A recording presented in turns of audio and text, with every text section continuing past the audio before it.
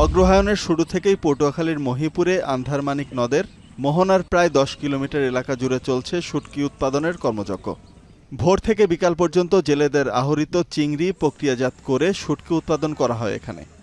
80% মানুষ এই শুটকি ব্যবসার পিছনে জড়িত।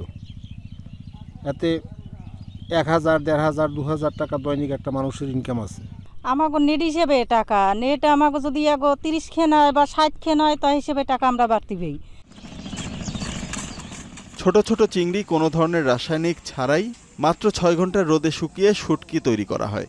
এখানকার শুটকি ঢাকা, সৈয়দপুর, চট্টগ্রাম সহ জামালপুরের বিভিন্ন মকামে যায়। এছাড়া শুটকির নাপপিট চট্টগ্রাম, খাগড়াছড়ি, বান্দরবান সহ পার্শ্ববর্তী দেশে রপ্তানি করে লাভবান হচ্ছেন উৎপাদনকারীরা। যখন মাছ বেশি হয় দেখা যায় যে 1000 মণ হয়, মাছ কমাইলে 50 মণ হয়, এরকম মডেলে মাছের উপর নির্ভর করে। কোনো কেমিক্যাল দেওয়া হয় না। প্রতিদিন আনুমানিক প্রায় 1 কোটি টাকার মাছ এখানে শুকানো হয়। জেলে, শুটকি, তারপরে আপনার ভ্যানগাড়ি লেবার, অন্য সব মিলিয়ে 1050 লোক এইখানে এই মাছের সাথে জড়িত। শীতকালে মূলত এই চিংড়িটা আহরণ করা হয় ও শুটকি করে জেলেদের যেমন ভাগ্য পরিবর্তন আছে, তেমনি সরকারের সুনীল অর্থনীতিও নিশ্চিত হচ্ছে। আমরা আশা করব এই চিংড়ির মাধ্যমে দেশের এবং বৈদেশিক মুদ্রা অর্জন হবে।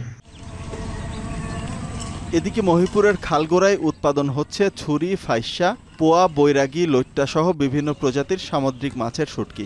3 থেকে 7 দিন রোদে শুকানো এসব শুটকি পর্যটন কেন্দ্র কুয়াকাটা সহ দেশের বিভিন্ন স্থানে পাঠানো হয়। প্রতি সপ্তাহে লেনদেন হয় 20 থেকে 25 কোটি টাকা। একই সাথে শুটকি উৎপাদনে অর্জিত হচ্ছে উপকূলীয় মানুষের অর্থনৈতিক সক্ষমতা। ছুরি মাছ 700 টাকা কেজি, ফেসা মাছ করি এটা 250 টাকা কেজি, এই ধামড়া করি এটা 250 টাকা কেজি। আমাদের মহিপুরে 40-45টা হবে। সবাই এরকম আর কি শুটকি ব্যবসার সাথে জড়িত, এবং ছোট ছোট আছে যারা ভুলো চিংড়ি মাছ শুটকি করে এরা। পটুয়াখালীর মহিপুরের উৎপাদিত শুটকি স্থানীয় চাহিদা মিটিয়ে রপ্তানি হচ্ছে বিদেশেও।